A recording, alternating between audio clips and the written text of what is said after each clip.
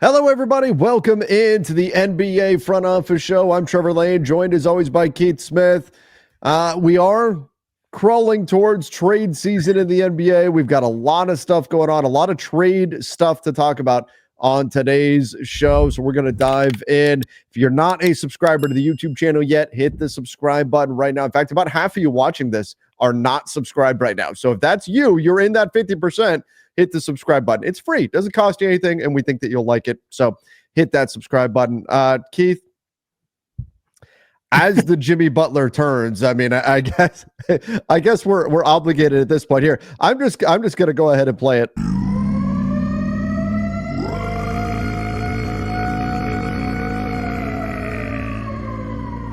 I want to see me get my joy back from playing basketball, and wherever that may be. Can you get your joy back here on the court? Probably not.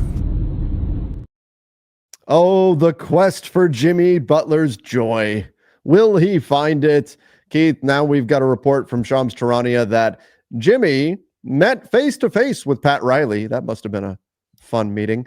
And reiterated his trade request, as well as told Pat Riley he will not sign another contract with the Miami Heat. And the only way that he will pick up his player option for next year will not be to stay with the Miami Heat, but only to help facilitate a trade. Where does this all go now? Yeah. My God. So I have two thoughts when you said Jimmy Butler, like trying to find joy. I was instantly thought of like a drop where Jimmy Butler, like a little animated Jimmy Butler is chasing around Joy from Inside Out. He was like trying to catch her. But yeah, I like to think his meeting with Pat Riley probably went, I'm not signing any extension here. And Pat Riley's like, cool, we're not offering you one. And then he was like, so I guess Tappy playing for Brooklyn. Oh, wait, they don't really want to sign you either. So Washington, what are we doing here? Like, right. I don't know what changes if he picks up this player option for next year, other than it's always easier to make trades in the summer with a salary of that size. Sure. That part is definitely true because teams won't be dealing with hard caps the way they are when we're halfway through the season and all the other things that come along with that. So that part I kind of get. I don't know. I am a little bit at a loss here where he really hopes this is going to go. And if he returns at the end of the suspension to the Heat, what happens then? Is he going to kind of continue to go out there and just go through the motions? Are they even going to want to do that? They'll run afoul of the player participation policy if they just sit him and don't play him. Or they're going to be like, go out there and play 5 minutes and we're going to take you off the floor. This whole thing has the very high potential of turning into a complete farce and making everybody collectively and the league included look like a bunch of idiots. Yeah, that's absolutely it. And that feels like the path that we're on.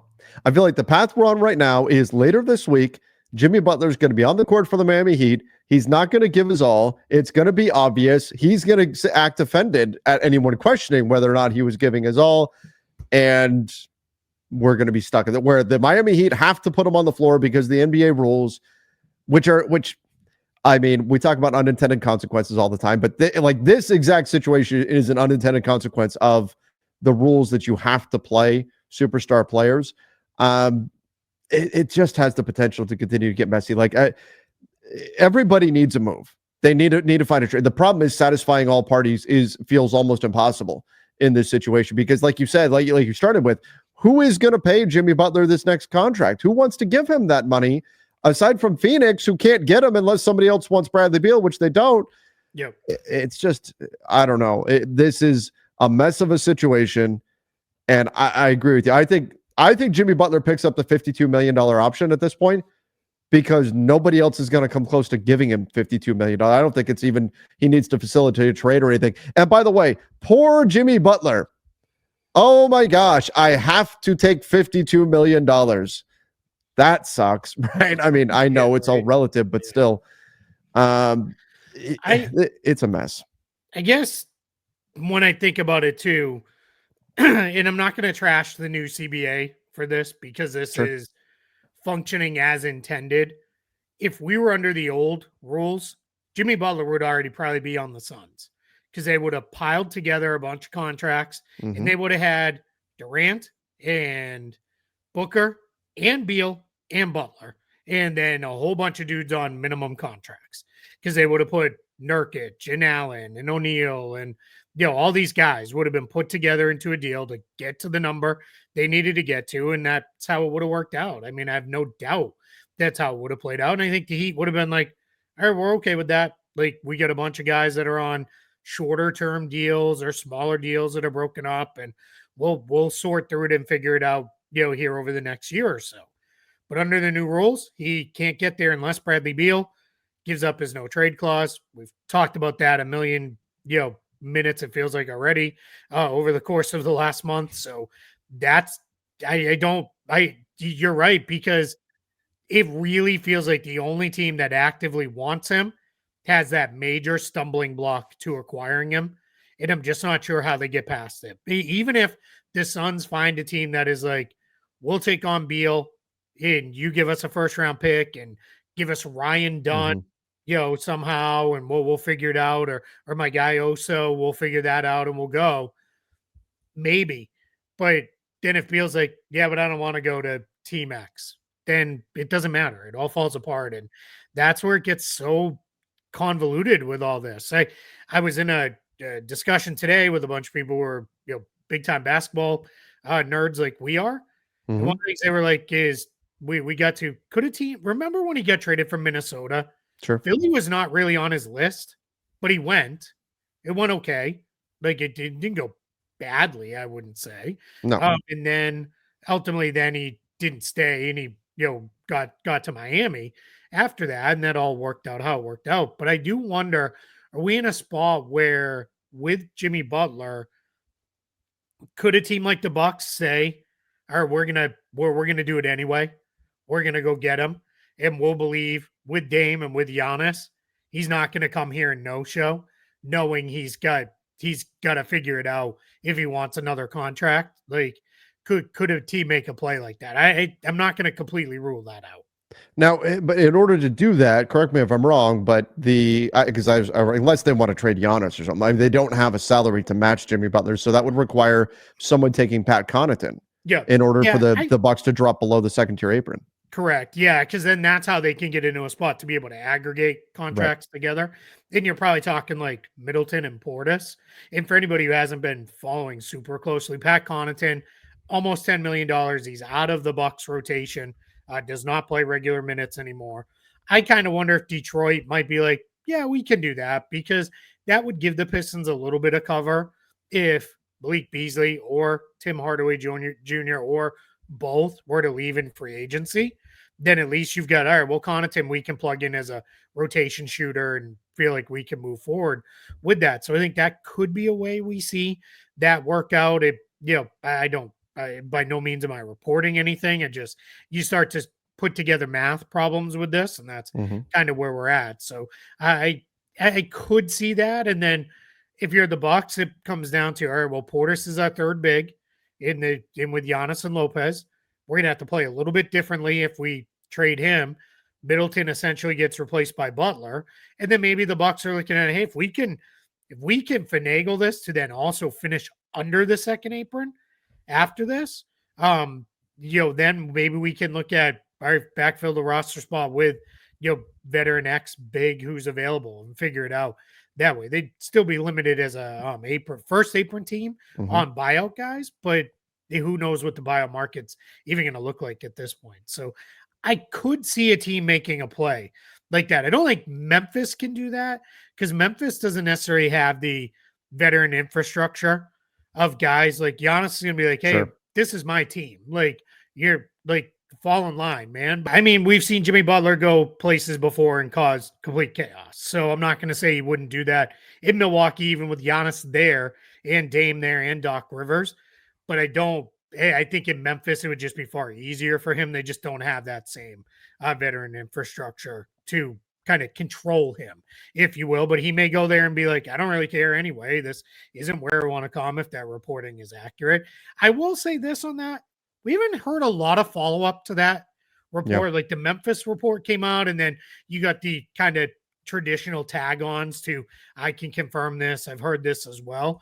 We didn't really get that on the Bucks side a little bit. We kind of did, I guess. So I don't know. That one's still to me just kind of floating out there. Is maybe if it's like, all right, there's nobody else stepping up. I can't get to Phoenix.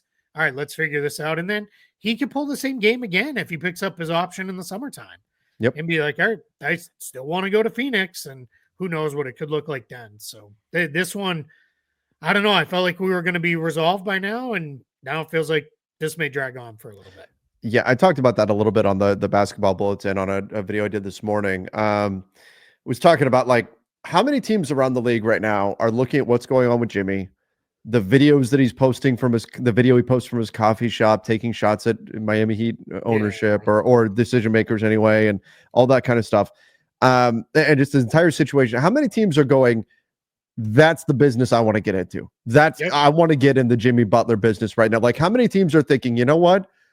What if a year from now he's mad at us? What if a year from now we're in this? Do we want to risk that? The minute he walks in the door. Right? Exactly. So that I think doesn't help. It also doesn't help when Jimmy's going, I'll play for 29 other teams, anyone but Miami. Oh, but not that one.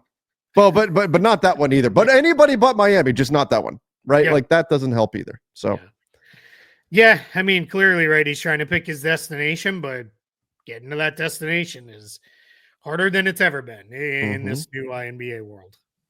All right, let's jump over to the Golden State Warriors. One of the potential landing spots, I still think the most sensible landing spot that's not Memphis for Jimmy Butler, the Golden State Warriors. But now we've got multiple Warriors. You've got Draymond, you've got Steph, you've got Steve Kerr making comments about how the team shouldn't give up future assets, which I was thinking about. I mean, this is fairly unique.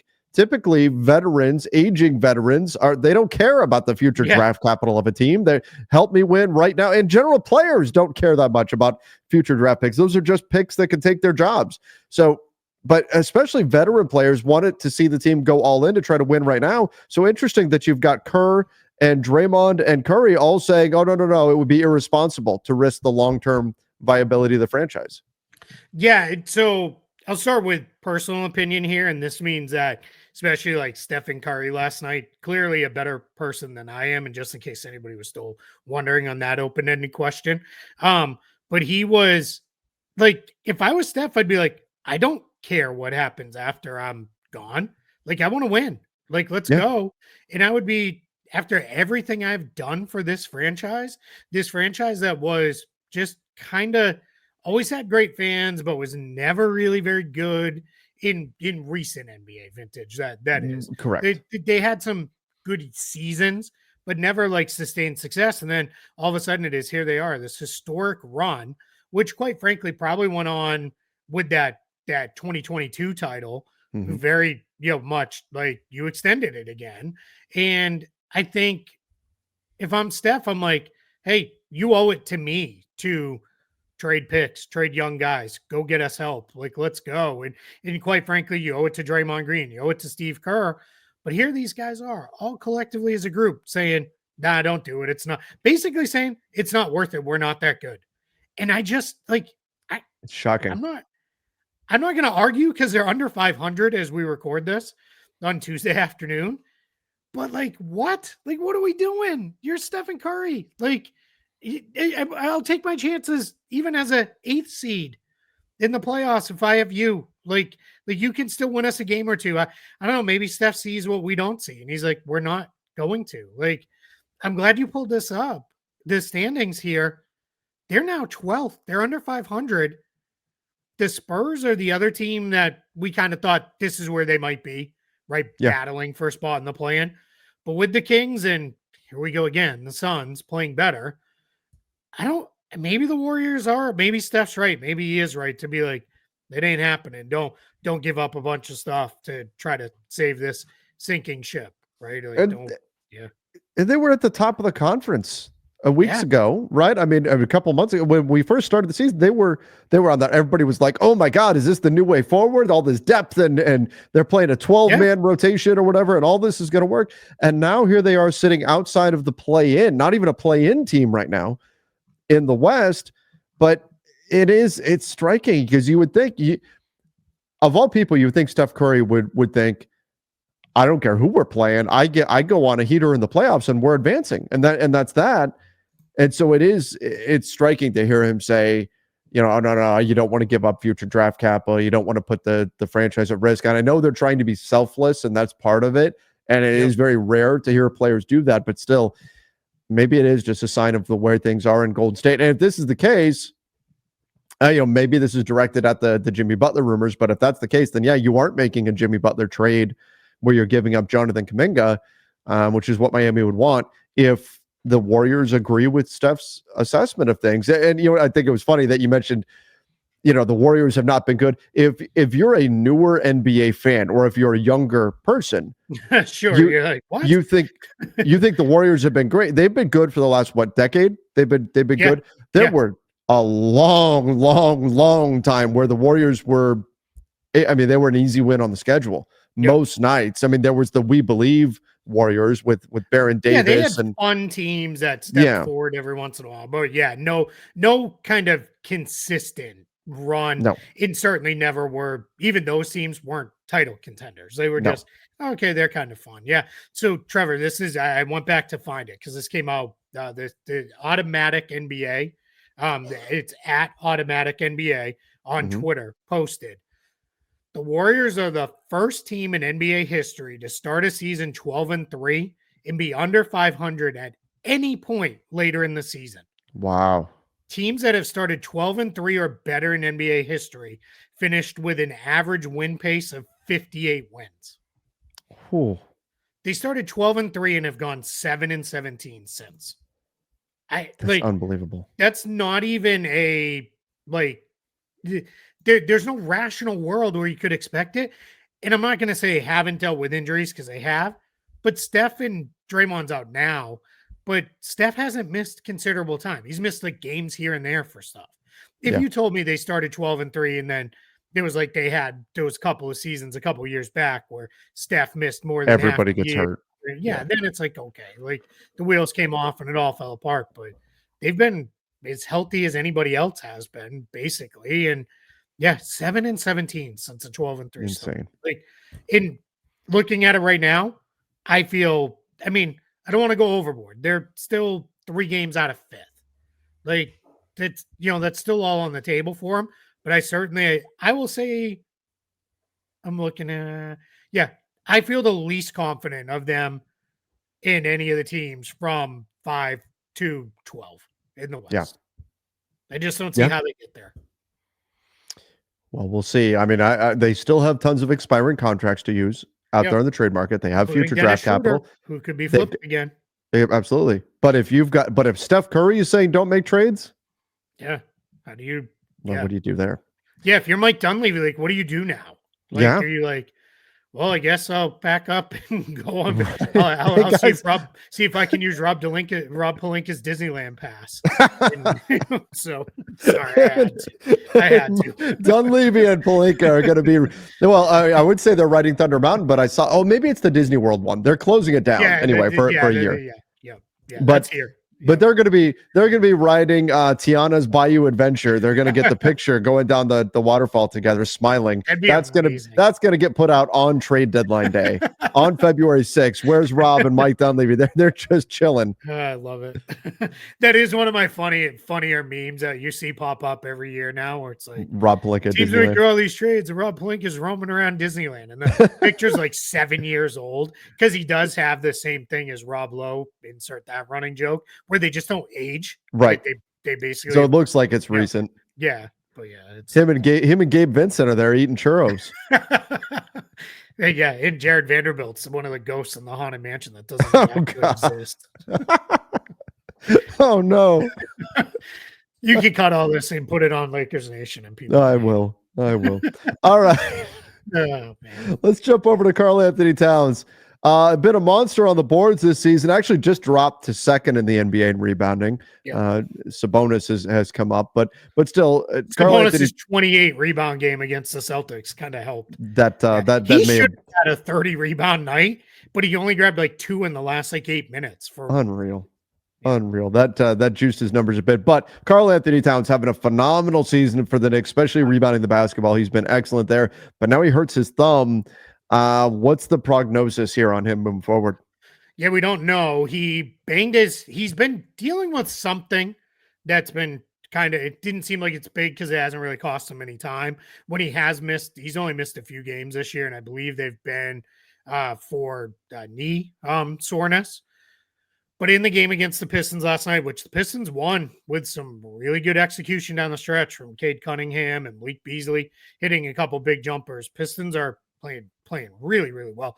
They're going to win more games this year than they've won the last 2 seasons combined, which is just bonkers of stuff. But back to Cat, he went up and he banged his right hand on the boards on a play, and he kind of was. You could see him like fiddling with the thumb and playing with it. Later in the game on a drive, he got fouled. One of those plays where somebody's trying to swipe the ball away and they kind of swipe down across his hand. He literally ran like 8 rows deep into the stands, like screaming and holding his right hand and holding the thumb. Then stayed in the game, but was obviously bothered by it. You could really see it when he was trying to pass. It looked like he couldn't get good grip on the ball to pass. After the game, when media met with him in the locker room, kept his right hand stuffed inside his jacket pocket. And he repeated, I think it was like 4 or 5 times, "It is what it is" about his thumb. And then basically said something like, "There's simple as that. There's nothing more to it." And we don't know more, but it did not look good. It really looked like it was bothering him. And that's huge for the Knicks because they don't have a lot of front court depth. Mitchell Robinson is not back. Jericho Sims is hurt, and reportedly they're shopping him, which okay, cool. Good luck. I mean, I guess, and then after that, it's Ariel Huck-Porty, the rookie, who has potential and could eventually be something. This is a team that's trying to contend for a title right now. Like, I think we might be if this turns out to be something, I think then to put the Knicks in, we got to go get a center right now. Yeah. That probably means trading Mitchell Robinson to do so, because that's really the last big tradable piece that they have. Where have you gone, Mitchell Robinson? Cuckoo, ka-choo. Now we're gonna get demonetized because you're singing a song. No, fortunately, I'm terrible. So the YouTube censors will never think that is any kind of actual song. There it is. So that's this is going to be a problem for the Knicks. They've got to find a way to weather this storm here. But you know what? Like look at what the Magic have done. Look what the Memphis Grizzlies have done in the West to weather storms with injuries. The Knicks are going to have to find a way. And I have a feeling Tom Thibodeau, he's got like an evil grin on his face right now, and he's going, "I can play my starters even more minutes. Yeah. I'm just going to give everybody's going to play 48 minutes, all my starters." This one isn't even really a criticism of Tibbs for the minute stuff, but Cat, with the hurt thumb, played 43 minutes and led the team in minutes last night. And it was fine because they were in a tight game with the Pistons and trying to win. Can you pull up the standings one more time? Because I do want to point something out with the Knicks. Just because, scroll it up there we go. They're 4 games behind Boston in the loss column now. That's distance. Like that's starting to separation. As much as the Celtics have not been good as of late, that's some of the distance. We got a little dog fight going on here. They're fighting over a toy. So just in the Knicks have it was as of the other day, I want to say they had the hardest schedule left in the NBA too, because they still have multiple games left with Cleveland and Boston. Yeah, so they still do right now. Their strength of schedule number 1. In 3 the NBA. games with the Cavs and the Celtics left. It only look at all those stinky teams. 1 Wizards, 1 Hornets, 1 Like that means you got to do work the rest of the way. Like that's pretty tough. This is why too. Scroll to the bottom of this list. I'm not all that worried about the Celtics. Keep going. 26th in strength of schedule. Like they're going to be fine. Some of that's driven by they don't play themselves, but they're also not rampaging through the league like they were before either. Even with 2 left with the Cavs and 1 with the Thunder, they're going to be in pretty good shape. I mean, look, you've got 1, 2, 4, 6, 8, 10 kind of just chalk up those wins right now. I mean, maybe you lose one of them, some team gets hot, but otherwise those should all be wins. Yeah, I mean, those teams, the teams that are on the bad end, those teams are going to be tanking their tails off as the season goes along. There's going to be, unfortunately, I say this as somebody who constantly rails against the criticism of the NBA so much. There's great games every night. There are going to be some brutal double tank games after the trade deadline between Wizards, Pelicans, Hornets, Raptor. Like that might be bring your sneakers to the gym night. You might get to play. Okay, tonight everybody shoot with your offhand. Yeah, right. Yeah.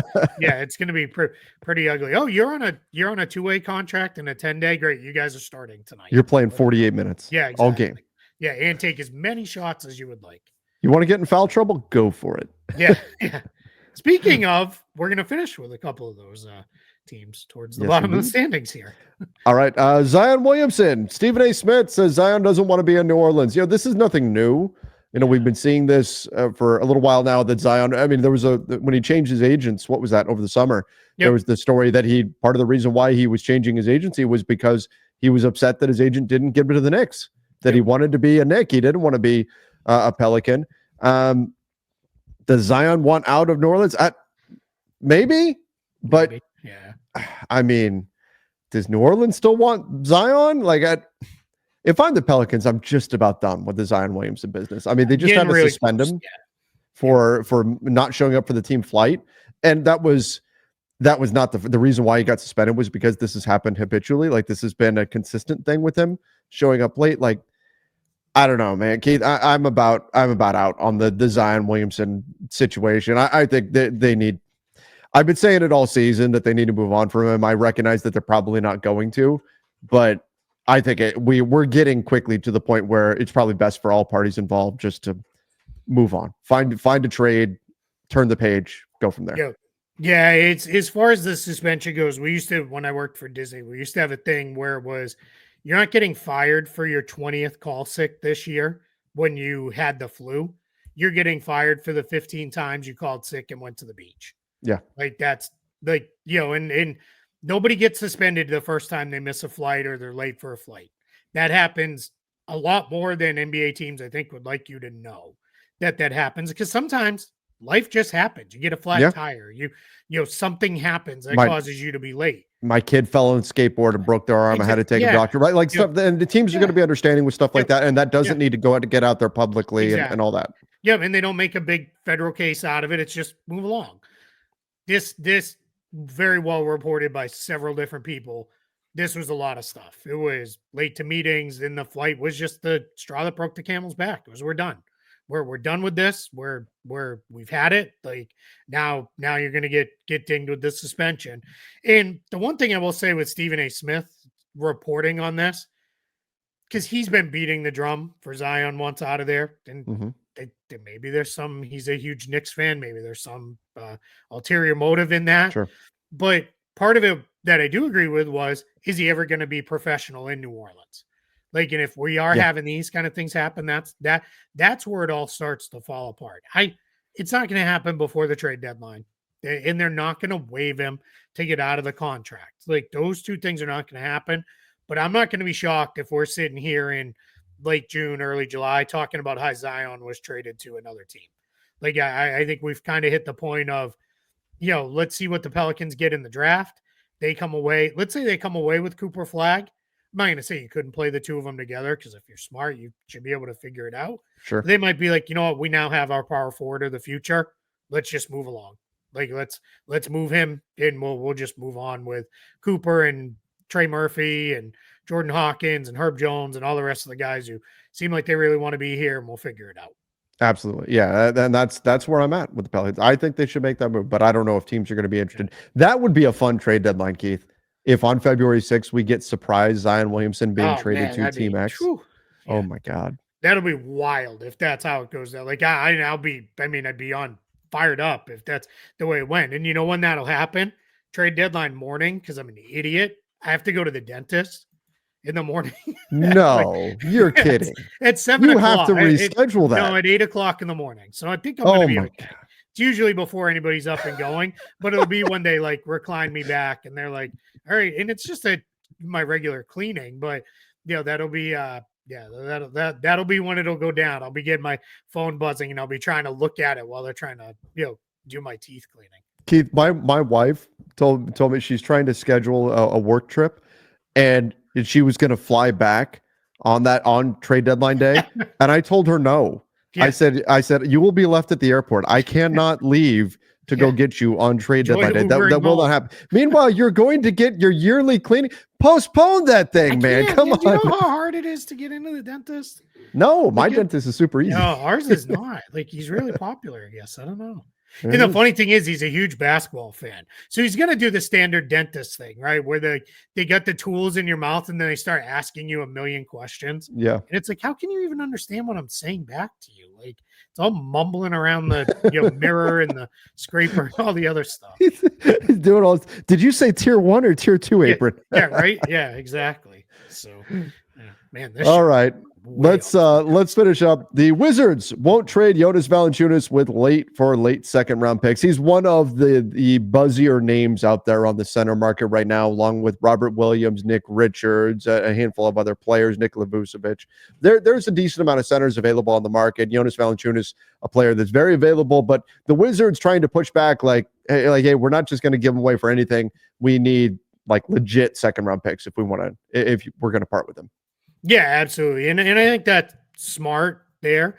One thing to keep an eye on here, maybe the Knicks, if Cat was down. Sure.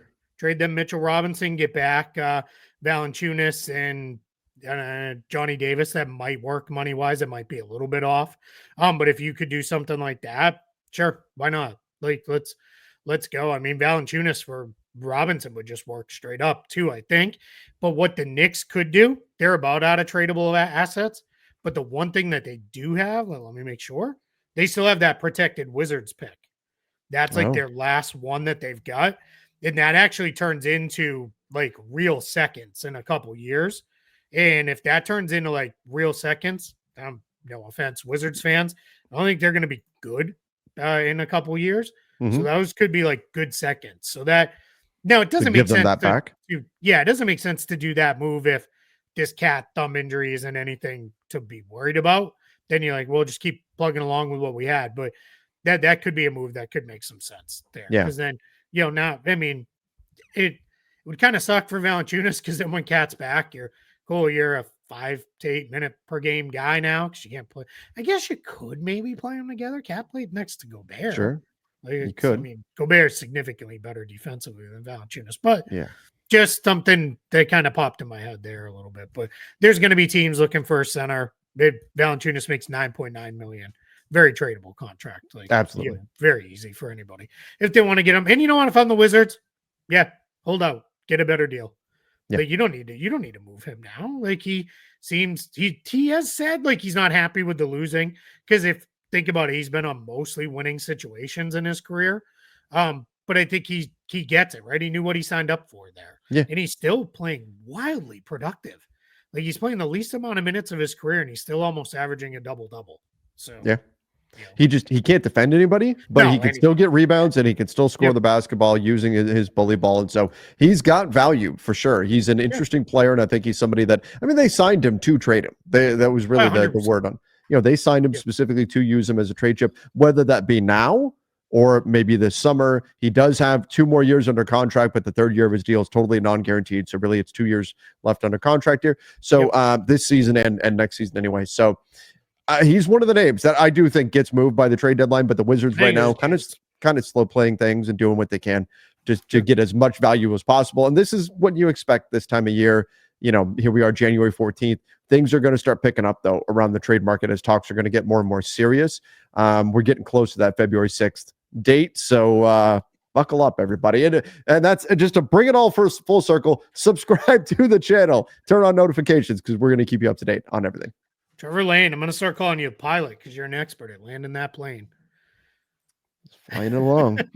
Call me, what's that guy's name? Sully?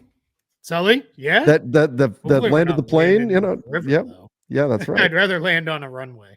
Let's do that. So, and then I'll give your wife a ride home on trade deadline day after I go to the dentist. After you go to the dentist, you pick her up. I'll be in the middle of recording like my 15th Lakers trade deadline show. How about Rob Pelinka at Disneyland with Mike Dunleavy Jr.? About Rob Pelinka. Rob is still in line to get on It's a Small World right now, but Rob and Mike, just to bring the plane analogy back, they're waiting in line for Soarin'. That's such a good ride. I like that. Yeah, it is. Very good. It is. It's a good one. All right, we'll everybody. do our Disneyland ride breakdown. We should do that like in August or something. No doubt. We should do our favorite Disney rides, all the best ones. I'd be in. All right. Sounds good. All right, everybody. We appreciate all of you for joining the show. Make sure you do subscribe. Till next time. See ya and stay safe.